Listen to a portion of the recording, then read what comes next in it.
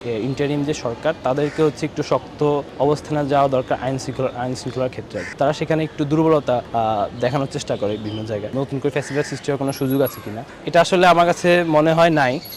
কিছু বিচ্ছিন্ন ঘটনা তাদের ঘটছে। বাংলাদেশে নতুন কোনো ফেস্টিভ্যাল আসার কোনো সুযোগ নেই, কেননা আমরা এখনও যারা হচ্ছে সত্যিকার স্পিরিট নিয়ে আমরা আন্দোলন করেছি, তারা এখন বেঁচে আছে। আর পাশাপাশি আপনি যেটা বললেন তারা কি নতুন ফেস্টিভ্যাল সৃষ্টি করছে কিনা বা নতুন করে ফেস্টিভ্যাল সৃষ্টি হওয়ার কোনো সুযোগ আছে কিনা, এটা আসলে আমার কাছে মনে হয় নাই। কিছু বিচ্ছিন্ন ঘটনা তাদের ঘটছে, এটা সত্যি। বিচ্ছিন্ন না হলে এটা তাদের হচ্ছে ব্যবস্থা নেওয়া দরকার দলীয়ভাবে। কিন্তু আসলে এটা আমাদের আসলেই কষ্ট লাগে বিষয়গুলো, কেননা তারাও তো, আমি যখন ছিলাম ডিবিতে সেখানে আমাদের অনেক ভাই ছিলেন যারা হচ্ছে এই যে আপনি যে বললেন সেই দলের সদস্য ছিল, বিভিন্ন কেন্দ্রীয় দায়িত্বশীল ছিল তাদের। তো তারাও কিন্তু ওইখানে আমাদের মতো কষ্ট করেও তারা কিন্তু এখানে ছিল, তারাও কিন্তু আন্দোলনের সাথে সম্পৃক্ত ছিল। এর পরবর্তীতে আপনি যদি বলতেছেন তাদের দ্বারা যেটা হবে আমরা বিশ্বাস করতে চাই না। যদি হয় সেটা আসলে বাংলাদেশের জনগণ এটা সঠিক জবাব দিয়ে দিবে।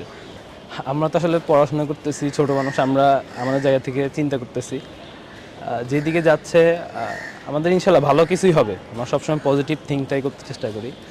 ইনশাল্লাহ একটা চেঞ্জ বলতে আমি যেটা বুঝি সেটা হচ্ছে এই যে অন্যায়গুলো হচ্ছে এবং এটার বিরুদ্ধে কিন্তু প্রতিবাদও হচ্ছে, এবং প্রতিবাদে তারাও কিন্তু আসলে সরব ভূমিকা রাখছে। তাদের আপনি যদি বলেন বিভিন্ন দলের কথা, তারাও কিন্তু তাদের দলের থেকে অ্যাকশনগুলো নিচ্ছে, কিন্তু তাও হচ্ছে এই যে তাদের যে অপরাধ যে কর্মকাণ্ড এগুলো আসলে শেষ হচ্ছে না। এগুলো শেষ হওয়ার জন্য আসলে তাদের আরও বেশি স্ট্রিক্ট হওয়া দরকার। পাশাপাশি হচ্ছে আমাদের যে ইন্টারিম যে সরকার তাদেরকে হচ্ছে একটু শক্ত অবস্থানে যাওয়া দরকার আইন শৃঙ্খলার ক্ষেত্রে আর কি।